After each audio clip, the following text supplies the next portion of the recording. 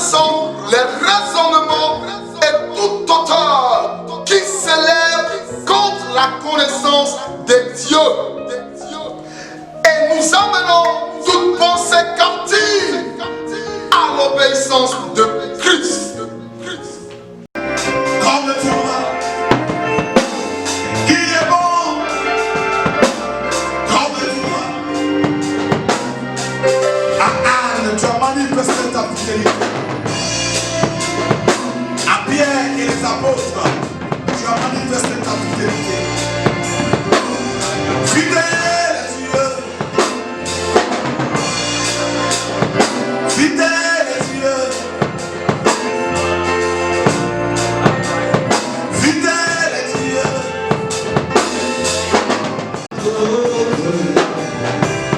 Sur la terre, personne d'autre.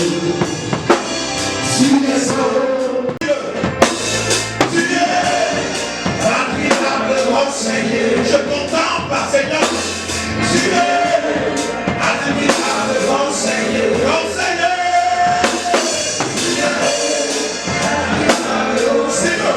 Dis-le, ça va. Oh, tu es admirable, mon Seigneur. Tu es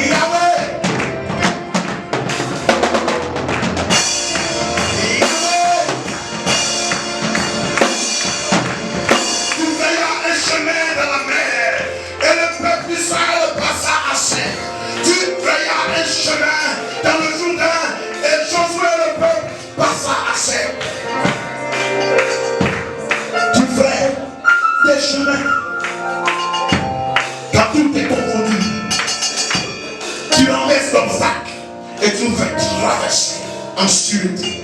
Tu traverseras cette année. Tu l'entendras en 2021. Tous ceux que tu vas regarder, que tu vas aimer, traverseront avec toi. Traverseront avec toi. Si tu comprends la valeur prophétique, tu vas commencer à marcher dans la salle. Tu vas commencer à bouger dans la salle. Parce que lui qui ne s'arrête pas, lui qui ne s'arrête pas, il avance, il avance, il progresse, il marche, il marche, il avance, il avance, il marche, il progresse.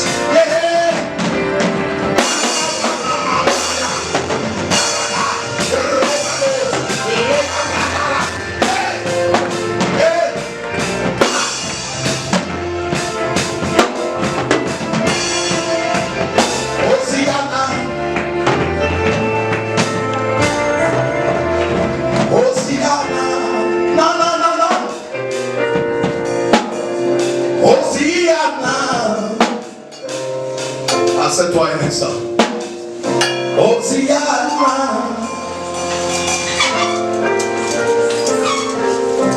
Hosiana. Sabla sakalama. Rivo solo bohanta mashita. Leva branda masika la mahosa. Rivo soto lobo kandasia. Rivo solo coma. Rabanulu sikarabayante le basita. Oh, Père, merci pour ta présence. Merci pour ta grâce. Merci parce que tu remplis nos cœurs. Tu as dit élevé, élevé, exalté, exalté. Et quand je serai exalté, quand je serai élevé, j'activerai tous ceux qui sont à moi. Tous ceux qui sont à moi. Sur toute la face de la terre, il y a des êtres vivants. Tu as peuplé les mers, des animaux, des monstres marins. Seigneur, tu as peuplé toute la terre. Nous sommes des milliards de personnes. Tout cela est l'ouvrage de ta main. Si tu te levais et que tu enlevais le souffle de vie, Seigneur, tous nous mourrons. Si tu ôtais de la terre ton souffle de vie, tous nous mourrons. Nous avons vu ce petit virus, quand il est venu sur la terre, c'est qu'il a fait, il a tué des hommes et des femmes sur toute la terre. Dans des fractions de minutes, des milliers de personnes sont mortes. Ça, c'est le travail des minuscules, des petits virus. Alors que toi, tu es Dieu. Il te suffit seulement dans les cieux. Dis, ça n'est assez. Aujourd'hui, je retire mon souffle à la terre. En une fraction de seconde, tous les êtres vivants étouffés, parce qu'ici, mourront. Mais tu es tellement bon que tu ne le fais pas. Tu es tellement bon que tu ne le fais pas. Tu nous donnes une santé parfaite. Tu nous fais vieillir jusqu'au jour voulu par ta destinée pour nous. Et nous retournons à toi à cause de ta bonté. Frère, il y a des gens qui disent, je ne sais pas pourquoi je vais adorer. Je n'ai pas de mots, frère. Je suis en train de te dire qu'il y a toujours des choses à dire dans la présence de Dieu. Il y a toujours des choses à voir dans la présence de Dieu. C'est parce que tu ne veux pas voir. Que Dieu te bénisse. Que Dieu te bénisse. Ce matin, nous voulons parler d'un sujet qui est vraiment intéressant. Le sujet, c'est l'immortalité de la semence. L'immortalité de la semence. On va avoir 3 étapes pour qu'une sémence devienne immortelle. C'est biblique. C'est biblique. Moi, je déteste, vous allez voir. 3 étapes d'immortalité de la semence, c'est 3 étapes. 3 étapes. Une sémence sélective, en réalité, ne doit pas mourir.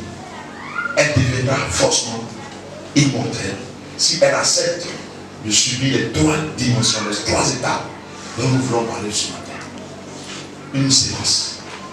Il est possible. Vous avez vu le film Highlander.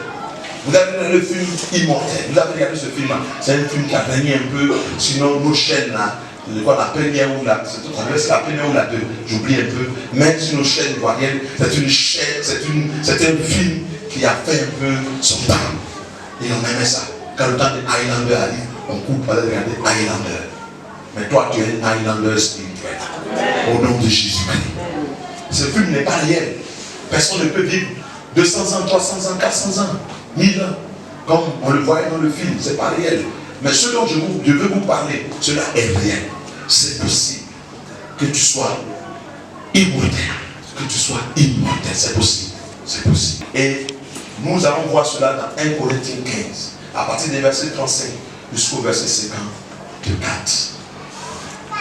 Verset 35 jusqu'au verset 54. Alléluia. De donner un peu un aperçu général avant d'aller dans les détails. Ce que nous devons comprendre, c'est que le secret commence par l'ensemencement et la finalité c'est le revêtement qu'on peut appeler la glorification.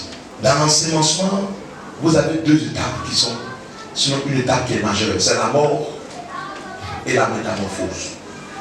Amen. La mort et la métamorphose. Alléluia. Bien aimé, le secret, c'est un mystère dans la technique agricole. Tant qu'il n'y a pas de mort de la graine, de la sémence, du sémi, il ne peut pas avoir vie. S'il n'y a pas de mort, il n'y a pas de vie. C'est pourquoi les femmes sont entre la mort et la vie quand elles doivent donner la vie à un autre être vivant, à un autre homme. Les femmes sont entre la vie et la mort. Toutes les femmes qui sont passées par se creuser dans cette vallée savent de quoi je parle. Quand une femme doit accoucher, elle est entre la vie et la mort. C'est un mystère. Il y a des déchirures qui se font de part et d'autre, que ce soit par les césariennes, que ce soit par voie basse. Il y a toujours des déchirures.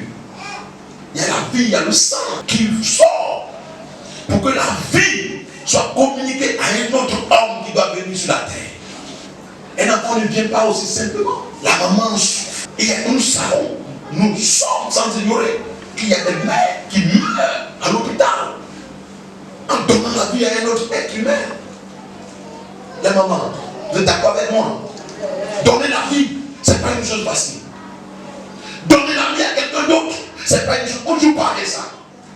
Donner la vie à un homme, ce n'est pas une chose de s'amuser avec. C'est pourquoi Jésus-Christ, pour donner la vie éternelle, la Bible dit qu'il a payé de sa vie. Lui, il est mort pour nous donner la vie éternelle. Jésus est mort. S'il n'y a pas de mort, il n'y a pas de vie. Il faut qu'il y ait la mort. C'est le secret. C'est la première étape. Après, c'est l'ensemencement. Il faut que la graine, tu as beau être sélectif, tu as beau être merveilleuse, tu as beau renfermer, bien, comment on peut dire ça, tu as beau eu en toi toutes les qualités, tu as toutes les valeurs d'une bonne séance. Tu as été sélectionné. Le tri manuel a été fait. Ils ont vanné les graines, les meilleurs sont restés en surface. Tu as beau être cette graine de qualité, de valeur. Mais si tu n'acceptes pas que le fermier, si tu n'acceptes pas que le cultivateur t'ensemence ou que le planteur t'enfouisse dans le sol, tu ne pourras jamais germer. Il faut accepter. Il faut que la graine ne refuse pas d'être ensemencée. Elle doit accepter le semis. Si elle n'accepte pas d'être ensemencée, elle ne pourra pas germer. Elle va rester dans les étagères, elle va rester sur les greniers, elle va rester dans les sacs, elle va rester dans les casiers, elle va rester dans les belles maisons de vente, mais elle ne pourra jamais produire, quelle que soit sa valeur, quelle que soit sa qualité. Une graine qui refuse l'ensemencement, une graine qui refuse le semis ne poussera jamais, parce qu'à la surface, il n'aura rien. C'est pas tant que le cultivateur a les graines dans son grenier, il n'y a pas de production. Il arrive à un moment donné, dans une saison bien précise, où le cultivateur décide volontairement. Jésus-Christ décide, il dit mon fils, viens, ma fille, viens, je te rachète parmi tant d'autres. Quand tu t'as racheté, il y a un autre pas que tu dois accepter. Tu dois accepter d'être ensemencé. Tu dois accepter de mourir. Tu dois accepter cette étape. C'est une étape que tu tu ne peux pas le viser. Beaucoup de graines ne produisent pas parce qu'en elles-mêmes, elles ont refusé. Parce que, écoutez, quand l'agriculteur va pour semer, il y a des graines qui s'éparpillent. Il y a des graines qui restent à la surface. Quand le semis est fait, quand on jette la semaille, lorsqu'on jette, il y a des graines qui refusent d'entrer dans le sol. Elles restent à la surface. Bien qu'elles soient arrivées dans le champ, bien qu'elles étaient dans la paume, dans la main du semeur, accepte d'être ensemencé. Dis à ton voisin, c'est le temps que tu acceptes de rentrer dans le poquet. Le poquet, c'est le trou qu'on fait pour mettre la semence. Et dans le poquet, souvent il y a 2, souvent il y a 3 graines dedans. Accepte d'être dans le poquet. Accepte d'être dans le poquet pour le semis. Le temps est arrivé que tu sois semé. C'est la saison que tu sois semé. Dis à ton voisin, c'est la saison des semailles. C'est la saison du semis. Accepte d'être semé. Ah, quelqu'un peut acclamer la parole de Dieu. Yeah! Ma braca la bosse. Yendelebaha. Ha ma mama. Alléluia. C'est quoi la première étape? Il dit l'ensemencement. Petit A, la mort ou la métamorphose. La métamorphose est une étape de transformation. Une chenille, à un moment donné de son existence, accepte de se métamorphoser en papillon. C'est le cheminement d'une chenille. Si elle refuse, elle va mourir. Si elle veut vivre, à un moment donné, se métamorphose, elle pousse les ailes, devient papillon. Alors on l'appelle papillon. Cette séquence-là, elle est obligée. Cette étape-là, elle est obligatoire. L'ensemencement, la mort ou la métamorphose. Regarde, la graine qui est tombée dans le sol là, si tu vas voir, la graine là est en train de pourrir. Dès qu'elle commence à pourrir, la métamorphose commence. Elle fait sortir une jeune planture. La jeune planture sort. Elle a des feuilles vertes. Elle n'est plus comme la graine qui est entrée dans le sol. Elle prend une autre image. Elle prend un autre aspect qui n'a rien à voir avec ce qui a été signé. C'est un mystère. C'est un mystère. C'est un mystère. C'est un mystère divin. Dieu nous enseigne par la nature. Maintenant, regarde les versets qui suivent. On va lire du verset 35 au verset 41. N'est-ce pas? Il dit, mais quelqu'un dira, comment les morts ressuscitent-ils? Et avec quel corps reviennent-ils? Il répond, il dit, insensé. Ce que tu sèmes ne reprend point vie s'il ne meurt. Alléluia. Et il te pose, mais comment les morts vont revenir à la vie? Comment c'est quelqu'un qui est mort là, il va revenir à la vie comment? Il n'y a pas de résurrection de mort. Si tu es mort, tu deviens carné, tu deviens chien, tu deviens crime. C'est fait. Il répond, il dit insensé. Ce que tu sais, si ça ne meurt pas, est-ce que ça peut pousser? Insensé. Ce que tu sais ne reprend pas vie. S'il ne meurt, continue. Verset 43. Est-ce que tu sais? Et ce que tu sais, ce n'est pas le corps qui naîtra. C'est un simple grain de blé peut-être ou de quelque autre sémence. Puis, Dieu lui donne un corps comme il lui plaît. Et à chaque sémence, il donne un corps qui lui est propre. Toute chair n'est pas la même chair. Mais autre est la chair des hommes. Autre celle des quadrupèdes. Autre celle des oiseaux. Autre celle des poissons. Il y a aussi des corps célestes et des corps terrestres. Mais autre est l'éclat des corps célestes. Autre celui des corps terrestres. Les corps n'ont pas les mêmes valeurs. Le corps terrestre a ses principes, a ses valeurs. Et le corps céleste aussi pareil. Autre est l'éclat du soleil, autre est l'éclat de la lune, et autre l'éclat des étoiles. Même une étoile diffère d'un autre éclat d'une autre étoile. Amen. Vous voyez, il y a une différence. Il dit quoi? Il dit si tu sèmes, s'il n'y a pas de sémie, si tu sèmes pas, et que la graine ne meurt pas, elle ne peut pas pousser. Et puis, ce que tu dois comprendre, c'est que quand tu as sémé le riz, c'est pas graine de riz là, tu vois comme ça qui se promène maintenant. C'est autre chose qui vient. Certes, tu as sémé les graines de riz, mais tu vas voir une jeune planture avec des nouvelles feuilles qui vont sortir. Et c'est au fur et à mesure que ça va grandir, que ça va donner du riz, que tu dis, ah, non, c'est le riz. Celui qui n'a jamais vu le riz en plantation, en rizière, ne peut pas savoir. Mais quand il va passer dans une période de floraison, dans une période où la production commence à sortir, il saura que ça, C'est le riz qui avait été planté ici. Je passais tout le temps sans savoir que c'est le riz. C'est une sagesse. Il dit quand tu sèmes là, c'est un autre corps qui apparaît. Et il donne plusieurs catégories de corps. Il dit les oiseaux ont leur corps. Ça vous dit quoi? Au dernier jour, là, le corps que nous on aura là, c'est Dieu seul qui connaît. Parce que c'est Dieu seul, il a dit c'est Dieu qui donne le nouveau corps. C'est Dieu qui donne le nouveau corps. Oui, dans le ciel là-bas, le corps qu'on aura là, c'est Dieu qui connaît ça. Ce qui est sûr, ce corps naturel, ce corps adamique va passer, va mourir. Et nous aurons un nouveau corps. Nous serons revêtus d'un nouveau corps. Seul Dieu décidera de ce corps. Deuxième étape, la résurrection ou de la germination. C'est une étape merveilleuse. C'est-à-dire que tu as sémé, tu t'en vas 2 jours, 3 jours, 4 jours, ça dépend du type de sémence. Tu reviens quelques jours après et tu réalises que c'est quelque chose d'autre que tu vois. La résurrection ou la germination. On va dire les tests afférents. C'est du verset 42 au verset 49. Il dit ainsi en est-il de la résurrection des morts. Sémé corruptible. On reste. On ressuscite comment? Incorruptible. Ça veut dire que le corps là, que tu as semé là, puisqu'il pourrit, il devient quoi? Il est corruptible. Mais puisqu'il ressort, il ressuscite quoi? Incorruptible. Il ressuscite incorruptible. Continue. Semé méprisable, on ressuscite comment? Glorieux. Semé plein de faiblesse, on ressuscite plein de force. C'est pourquoi Jésus, le corps adamique a été sémé. Mais quand Jésus est ressuscité, la Bible dit, il pouvait même passer ici là. Il n'y a pas besoin qu'on casse le but. Le corps n'est plus périssable, mais le corps est glorieux. Il est sémé naturel, on ressuscite quoi? Corps spirituel. Un corps spirituel, il y a esprit. Un corps spirituel. Un corps spirituel, rien ne peut l'arrêter. Quand Jésus est revenu, il a dit à Thomas, donne-moi un rayon de miel, donne-moi du poisson. Que je mange, que tu saches que c'est moi Jésus. Il dit, il a goûté devant Thomas, il a mangé devant Thomas. Mais le corps qu'il avait là, c'est un corps glorieux, un corps spirituel. Donc ce corps-là n'est plus soumis au désir de ce monde, au désir adamique. Il peut passer par là.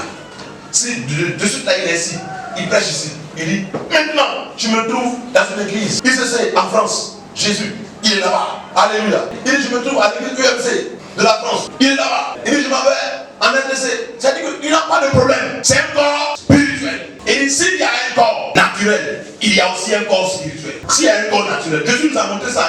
S'il y a un corps naturel, c'est qu'il y a un corps spirituel. Sémé, corps naturel, on ressuscite corps spirituel. S'il y a un corps naturel, il y a aussi un corps spirituel. Continue mon fils, continue. Le spirituel n'est pas le premier. C'est ce qui est naturel qui est le premier.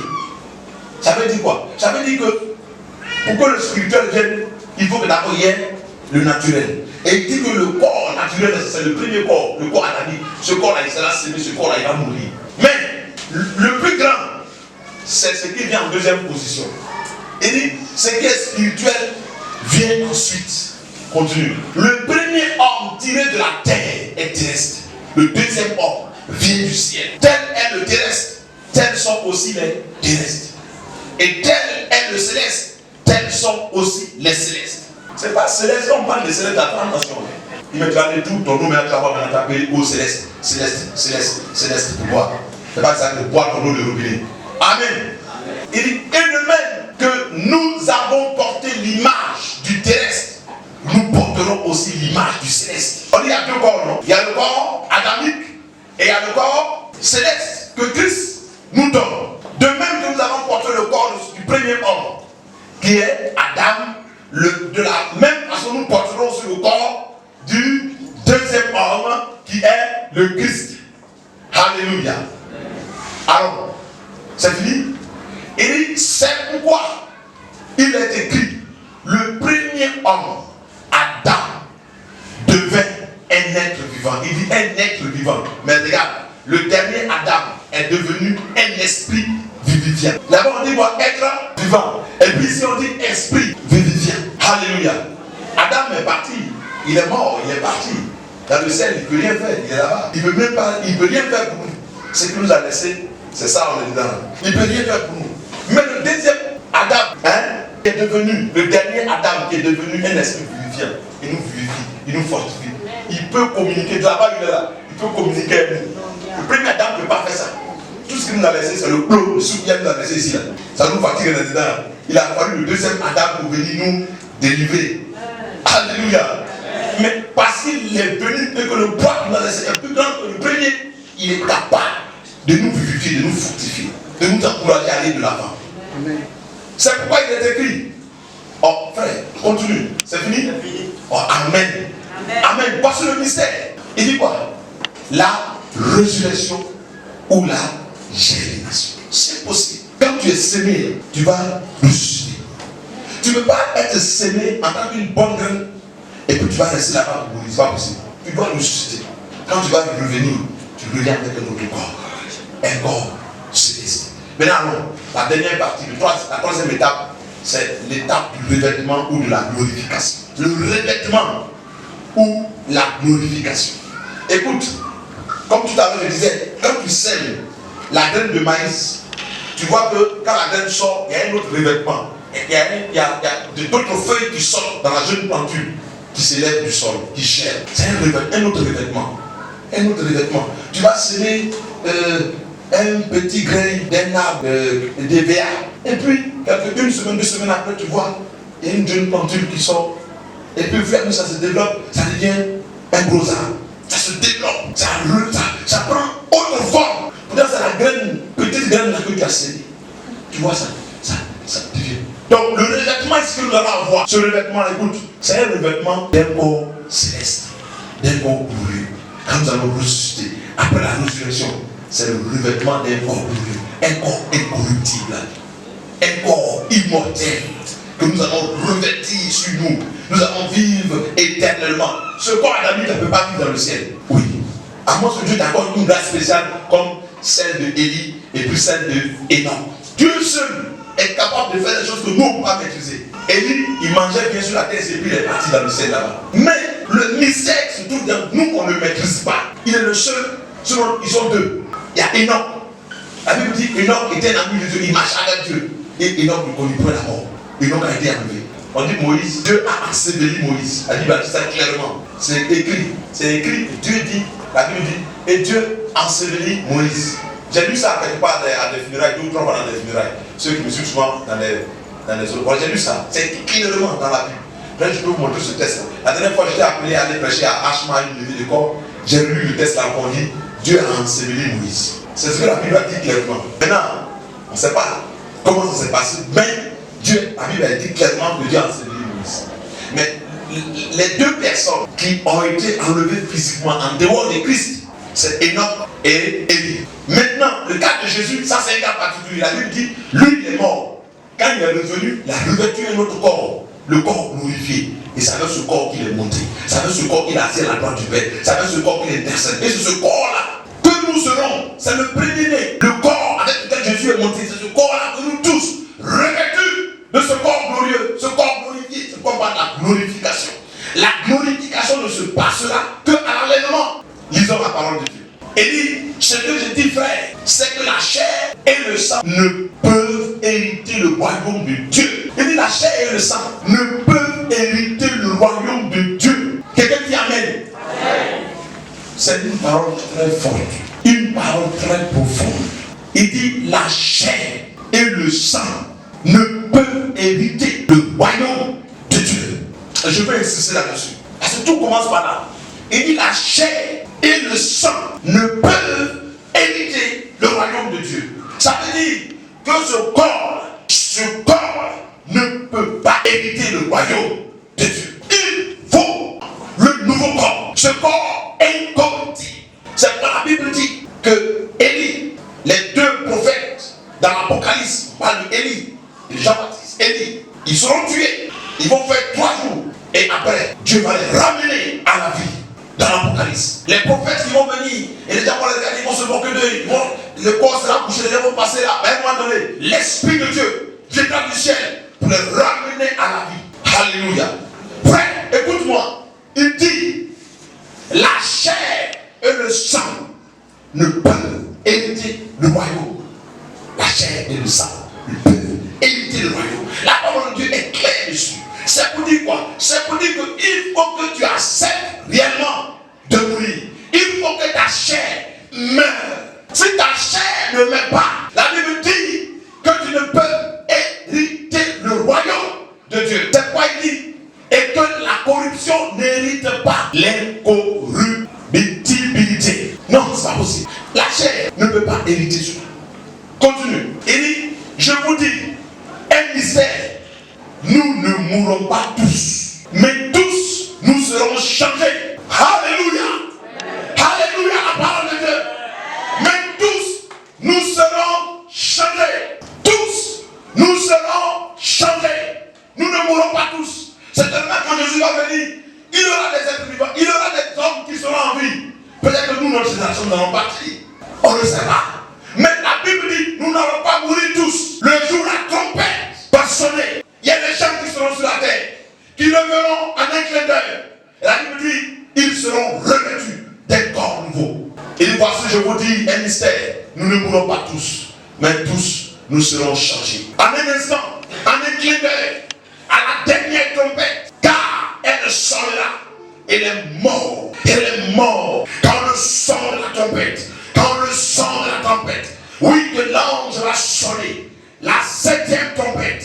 Quand cette trompette va sonner, elle va sonner. La Bible dit, car elle sonnera, et les morts ressusciteront incorruptibles. Ce corps corruptible, c'est fini. Au son de la trompette, les morts en Christ ressusciteront premièrement, puis nous les vivants, changés dans un nouveau corps, revêtus dans ce corps céleste, ce corps incorruptible. Nous monterons vers le Père céleste, là où vont se passer les noces de l'amour. Alléluia. Et il faut en effet que ce corps corruptible revête l'incorruptibilité. Et ce corps mortel revête l'immortalité. Tu as compris maintenant le thème? L'immortalité. L'immortalité. Continue. Lorsque ce corps corruptible aura revêtu l'incorruptibilité et que ce corps mortel aura revêtu l'immortalité, alors s'accomplira la parole qui est écrite. La mort a été engloutie dans la victoire. Alléluia. Parole du Seigneur. Je me lève et j'acclame la parole de Dieu. Ce corps sera revêtu d'un corps incorruptible. L'immortalité de la séance. Nous deviendrons tous immortels. Nous attendons ce grand jour. Et la Bible dit, la mort a été engloutie dans la victoire. La mort a été engloutie parce que le corps adamique va disparaître. Nous allons revêtir un nouveau corps, un corps incorruptible, un corps immortel. Et la Bible dit, nous rejetons pour une saison de 1000 ans. Oui, cela va être fait. Nous ne parlons pas du millénaire. Nous parlons du millénaire, nous allons régner. Ce n'est plus le corps adamique. La Bible dit après encore, Satan sera relâché pour 1000 ans. Ça c'est Apocalypse. Non, on n'est pas là-bas. Amen. On n'est pas là-bas. Au temps à venir, on va expliquer pour un peu. On va vous envoyer un expert d'Apocalypse qui va vous prêcher sur l'Apocalypse. Non, moi c'est important de prêcher dessus. Alléluia. Frère, ce corps. La métamorphose n'est pas une chose facile. Tu as décidé de laisser. Et puis aller dans une autre étape, frère, ça fait mal. On dit, Jean-Baptiste, il mangeait que du miel des sauterelles sauvages. Comment quelqu'un qui est dur comme ça, lui ça nourrit ses sauterelles et miel sauvage. Mais la Bible ne dit pas que Jean-Baptiste c'est plein quelque part. Il dit, vous dites, pourquoi moi, c'est sauterelles avec le miel sauvage que je mange? Amen. Pourquoi c'est sauterelles et puis miel sauvage, Dieu qui me donne comme aliment tous les jours? C'est pas possible. Sa chair est morte, son sang est mort, il ne peut pas battre. Quelqu'un m'a dit non, tu ne peux pas manger sauce graine tous les jours. Il faut que tu changes un peu. Mais je veux te dire ce matin, le temps est arrivé que tu aies une ration alimentaire comme Jean-Baptiste. Que tu puisses t'accommoder à cela. C'est ça avec la chair. Il faut que tu décides de manger toujours la sauce graine. C'est la sauce que Dieu t'a donnée. Non, la sauce graine. C'est ce que Dieu t'a donné. Mange avec appétit. Ce que tu peux changer la couleur, mais c'est la sauce graine.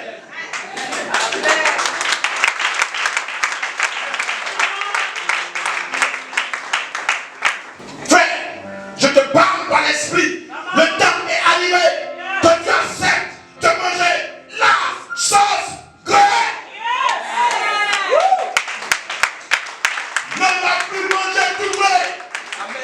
Tu veux manger du blé? En bois, ils vont mélanger la sauce grecque. Tu vas manger, ça te fera du bien. Au nom de Jésus, par l'esprit, parce que la chair et le sang ne peuvent hériter le royaume. C'est un message pour toi ce matin. C'est possible. Tu peux apprécier. Il y a plusieurs façons de faire ça. Le lieu peut changer. La dimension peut changer. Selon que Dieu te donne la sagesse de le faire. Le temps est arrivé. Mes fils, écoutez-moi. Mes filles, écoutez-moi. Le temps est arrivé que la chair disparaisse. Le temps est arrivé que le sang disparaisse, mais que l'esprit vive en toi. Alors, l'incorruptibilité que Christ nous réserve, l'immortalité que Christ nous réserve, sera votre partage. Alors nous rayonnerons de gloire, de gloire, de gloire dans la présence de Dieu. Ce temps est arrivé. C'est ma décision, c'est ta décision, c'est notre décision. 2020, nous changerons. Nous ne passerons pas en 2021 avec les mêmes habitudes. C'est fini, c'est fini. Nous devons être revêtus d'un nouveau corps en attendant le corps définitif qui nous attend là-haut dans le ciel. Commence à t'apprêter, commence à t'apprêter. Par la décision, 2020, c'est 2020. J'enterre le corps, j'enterre la chair. Je commence à être revêtu par l'esprit, par l'esprit, par l'esprit, par l'esprit. Alors je vivrai avec le Christ lorsqu'il nous reviendra. Le désir du Seigneur, c'est que ce corps adamique soit lâché sur la terre lorsqu'il viendra et que tu montes avec lui dans un corps glorieux. Mais il dit, la chair et le sang n'éviteront pas le royaume. Est-ce que je peux me lever et commencer à prier? Commencer à prier. Commencer à prier. Commencer à prier. Commencer à prier. Priez, mes frères, priez, mes sœurs, priez. Aidez-moi à voir, prions par rapport au message, à la parole que nous avons entendue.